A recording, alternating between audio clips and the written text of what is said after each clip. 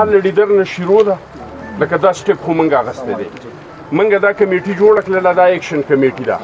دا هم د دې دپاره جوړه شوه زموږ مختلف قسم تجاویز دي چې په باجوړ کې بازارونه بندول، په باجوړ کې پایجام اټکال کول، په پنډۍ کې زموږ پښتانه دي هغه د اسلام آباد پریس کلب ته راوستل یا د اسمبلۍ مخې ته بیول.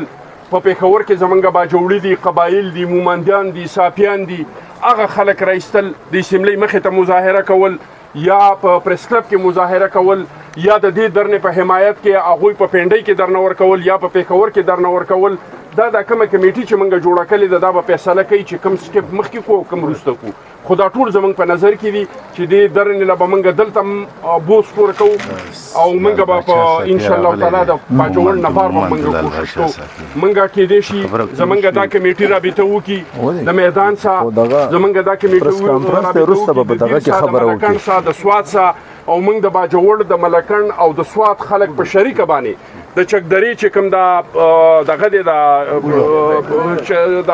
چوک دی دغه انټرچینج ته چې موږ باجوړي، ګروجي، سواتي، چترالي، بونیري دا کوم چې موږ د دې دهشتګردۍ نه متاثره خلک یستو چې دا موږ په متحده طور باندې یو لایحه عمل جوړ کړو او دغه ځای ته وځو، په دغه ځای کې موږ احتجاج وکړو او په دغه ځای کې موږ دا مطالبه وکړو چې ارمي چیف کې موږ دغه ځای ته راشي.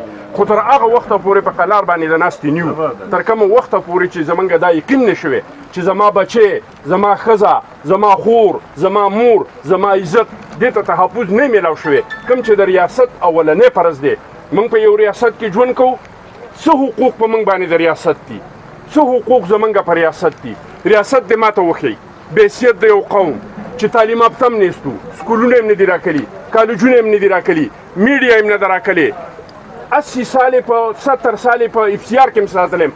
خو د هغې باوجود دې ماته ریاست وښیي چې د ریاست یو فرض زما قام زما ولس نه دی پوره کړی. موږ یې ذمه دار یو چې اول خپل قام د ګریوانه راونیسو چې باید ته د دې ریاست شهري په تا باندې د دې ریاست حق دی. خو زمان په ریاست باندې څلور بنیادي حقونه دي چې په هغې کې اولنی حق زما د امن و امان دی چې دا به ماته امن و امان راکوي چې زه په قلار باندې په خپل کور کې د خپلو بچو سره پروت یم او زه دا ویم چې زما ریاست شته دی، ماته څوک ضرر نشي راکولی.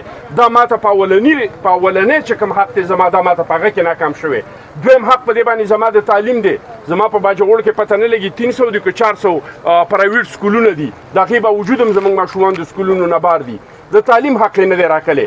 په ټول باجوړ په 17 لاکه آبادۍ باندې موږ دا یو هسپتال راکلی دی، که د چا ګوته خوږېږي هم دلته رارسي، که د چا په سردرد لازم دلته راځي. په ټوله دنیا کې چې ته وګورې د 500 کسانو په تعداد باندې یو بیډ ورکلی کېږي. ته د دې هسپتال بیډونه شمار کا زما د عوامو.